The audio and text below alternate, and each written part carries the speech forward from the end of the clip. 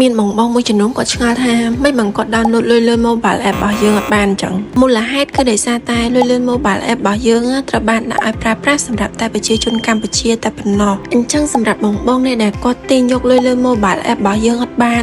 បងអាចចូលទៅបដូរ location store ដែលគ្រាន់តែចូលទៅកាន់ Play Store រួចចូលទៅក្នុង profile Gmail របស់បងហើយចូលទៅកាន់ setting រួចស្វែងរកពាក្យថា general នោះបងនឹងឃើញពាក្យថា use device location បើបងចូលទៅឃើញកន្លែងនឹងបិទបងសុំចុចបើកកន្លែងហ្នឹងមក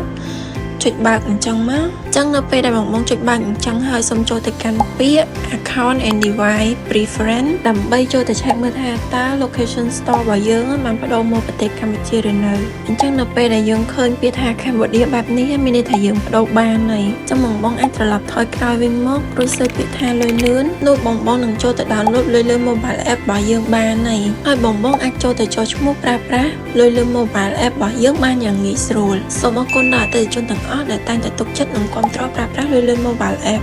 បើមានចម្ងល់អីបន្ថែមទៀតអាច comment សួរនៅខាងក្រោមបានណា